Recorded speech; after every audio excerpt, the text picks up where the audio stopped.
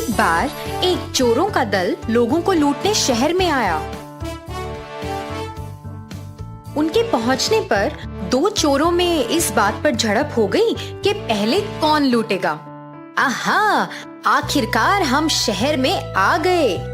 मैं तुम सबको रास्ता दिखाऊंगा। मैं बताऊंगा कि कहाँ चोरी करनी है और कहाँ जाना है। मैं तुम्हें बताऊंगा कि क्या करना है और कहाँ जाना है। तुम सब मेरी सुनोगे। अरे नहीं, मैं हूँ इस दल का लीडर। मेरे पास बेहतर योजनाएं हैं। तुम सब मेरा आदेश सुनो। उन दो चोरों की झड़प के बीच एक बूढ़ा चोर था जिसने उन्हें चुप कराया और कहा, अरे तुम दोनों मेरी बात सुनो। जो भी सबसे कीमती चीज चुरा कर पहले यहाँ लौटेगा वो ही इस दल का लीडर बनेगा। दोनों चोर मान गए और अपनी अपनी दिशा में निकल पड़े। रघु उस शहर के एक मंत्री के घर में कीमती चीजें चुराने के लिए गया। वो मंत्री उस शहर के राजा के नीचे काम करते थे। रघु चुपके से घर में घुसा और देखा कि घर का मालिक सो रहा है।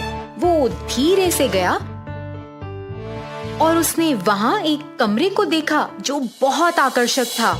कमरे के कोने में एक बड़ा सा बक्सा रखा हुआ था। रघु को लगा इसमें तो बहुत से गहने पड़े होंगे और उसने धीरे से उसे खोला। जैसा भी उसने सोचा था वो सब उसमें था और उसने सब कुछ अपने बस्ते में डालना शुरू किया।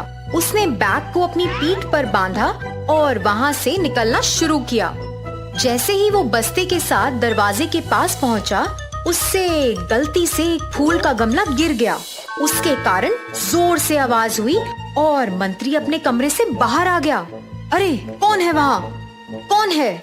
रघु झट खिड़की की ओर भागा और वहाँ से कूद गया।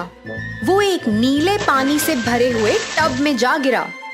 जब टब से बाहर आया तो उसका पूरा शरीर नीला हुआ पड़ा था। उसने परवाह नहीं की और उसी स्थान के लिए भाग निकला जहाँ सब चोरों को मिलना था। जब वो पहुँचा तो बाकी के चोर उसे देखकर कई सवाल पूछ रहे थे। हे, तुम कौन हो? तुम नीले क्यों हो?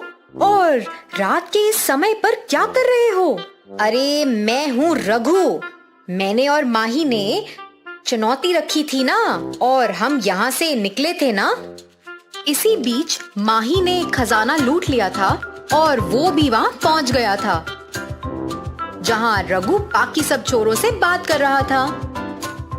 जैसे ही उसने रघु को उस नीली डाई में रंगे हुए देखा, उसने पहचान तो लिया मगर नाटक करने लग गया जैसे उसे कुछ पता ही नहीं कि वो कौन है। हे, तुम कौन हो? अरे मैं ही हूँ रघु। देखो मैं क्या लाया। मैं ये चुनौती जीत गया हूँ। मैं तुमसे पहले और तुमसे ज्यादा खजाना लाया हूँ। मैं ही हूँ इस दल का अगला लीडर। अरे तुम झूठ बोल रहे हो। तुम बस नाटक कर रहे हो। रघु तो ये चुनौती जीत ही नहीं सकता। तभी उसने तुम्हें भेजा है लगता है। उसने ये योजना बनाई ही होगी और वो बहुत बेईमान है। बाकी चोर आपस में खुसफुस करने लगे। वो माही की बातों में आने लग गए थे और सोचने लगे कि रघु तो ये चुनौती शायद जीत ही नहीं पाता। उन्हें लगा ये सब एक योजना है। अरे नहीं नहीं यारों, मैं कोई और बनने का नाटक क्यों करूँगा? क्या तुम मुझे या मेरी आवाज को पहचान नहीं पा रहे हो? माही चुप था और उसे नहीं पता था कि क्या बोलना है। कुछ देर में आसपास लोग इकट्ठा होने लग गए। तभी सिपाहियों को इसके बारे में पता चला और वो भी पहुंच गए। उन्होंने इन चोरों को यहाँ पहले कभी नहीं देखा था और उन्हें भी नहीं पता था कि क्या हो रहा है। तुम दोनों कौन हो और रात के इस समय में क्या बहस हो रही है? अभी मेरे साथ राजा के घर चलो। हाँ हाँ चलो, मुझे वहाँ ही इंसाफ मिलेगा। मैं भी आऊंगा। मैं राजा को सब बताऊंगा और उनकी सलाह भी लूंगा। सिपाही और चोर राजा के महल में पधारे। सिपाही ने राजा को प्रणाम किया। ओ राजा जी, हमने शहर की सरहद में इन लोगों को इस समय लड़ते हुए पाया। हमें इन पर शक है तो आपके सामने पेश कर रहे हैं। राम कहाँ है? फिर राजा जी बोले, रामा कहाँ है? उसे अभी यहाँ हाजिर होने को बोलो। राजा ने बस ये बोला ही था कि रामा वहाँ हाजिर हो गया। प्रणाम मेरे राजा। अच्छा, तो ये लोग जो सरहद पर लड़ रहे थे यहाँ आ चुके हैं। रामा माही और रघु को घूर रहा था। तुम पूरे नीले क्यों हो? रघु सोच में पड़ गया कि क्या उत्तर देना चाहिए। मैंने तुमसे कुछ पूछा, बताओ क्या हुआ? रघु हकलाना शुरू हो गया और उसने कुछ बेतुका जवाब दिया। बारिश हुई और मैं भीग गया, ऐसे ही फिर नीला हो गया। अच्छा, तो बाकी लोग नीले क्यों नहीं हुए तुम्हारे साथ? अरे बारिश वहीं पे हुई थी जहां मैं खड़ा था साहब। उस बड़े से बस्ते में क्या है? वो भी नीला है? रघु तो डर के मारे कांप उठा। अरे कुछ नहीं साहब, मैं कपड़े धोता हूँ, तो ये वो कपड़े हैं जो मुझे धोने हैं और कुछ नहीं। रामा ने उसकी बात सुनी तो मगर उसे विश्वास नहीं हुआ, तो उसने माही से सवाल करने शुरू कर दिए। अब तुम बताओ, क्यों बहस कर रहे थे?